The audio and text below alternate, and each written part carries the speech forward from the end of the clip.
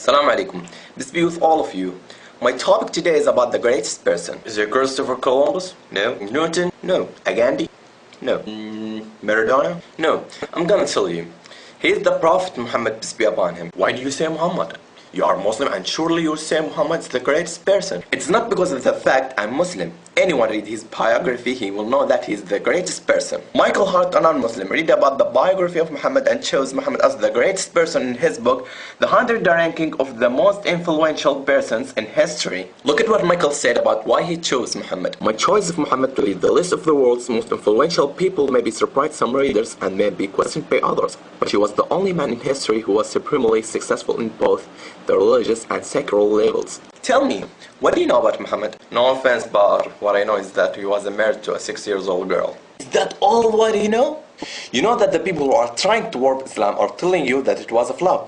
Let me clear that up for you. Was it blemished that Muhammad had married Aisha who was 6 years old? The Prophet Muhammad married her when she was 6 years old, and he consummated his marriage when she was 9 years old. I will respond to you from a Christian perspective. Joseph, Virgin Mary's husband, was 90 years old, and Virgin Mary was 12 years old. From the scientific perspective, most girls start their sexual maturity from 8 to 9 years old. Girls who live in hot countries sexual maturity faster than the girls who live in the other places. From the Islamic perspective, Aisha was engaged to someone else before she was engaged to the Prophet Muhammad.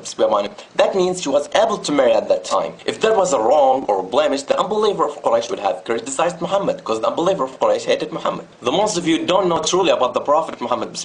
You just heard about Muhammad from those who tried to warp Islam and Muhammad as evil subjects. Did you hear about his mercy? Look at this example of his mercy. In the day of conquest of Mecca, the day of triumph for the Muslims, the Prophet Muhammad turned to an unbeliever of Quraysh and he said, "Oh Quraysh, what do you think of treatment that I should accord you?" And they said, "Noble brother, a son of noble brother." Thus an unbeliever of Quraysh who killed his friends and tried to kill him and agonize his friends. And the Prophet Muhammad, peace be upon him, said, "No reproof against you this day.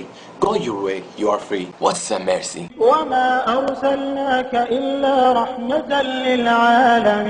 Do you know that the biblical prophecy about the Prophet Muhammad, peace be upon him? I don't think so. Why not? We believe that the Gospel and Torah were the words of God, but they have been distorted.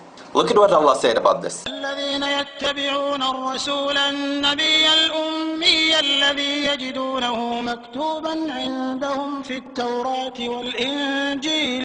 Allah told us here that the old books prophesied the Prophet Muhammad, peace be upon him. Can you show me this prophecy? Okay, sure. In the book of Deuteronomy, chapter 18, verse 18, when God spoke to the Prophet Moses, peace be upon him, "Will raise them up a prophet from among their brethren, like unto thee, and will put my words in his mouth, and he shall speak unto them all that I shall command him."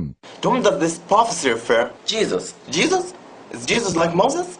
Prophet like Moses. According to you, Jesus is God, but Moses is not God. According to you, Jesus died for the sins of the world, but Moses did not die for that. According to you, Jesus went to the hell for 3 days, but Moses did not go there. So, Jesus is not like Moses. Now, we will see if Moses was like Muhammad or Jesus. Moses and Muhammad had a father and mother, but Jesus had only mother. Moses and Muhammad were born the normal natural course, but Jesus was created by a special miracle. Moses and Muhammad married and begotten children, but Jesus remained a bachelor all his life. So,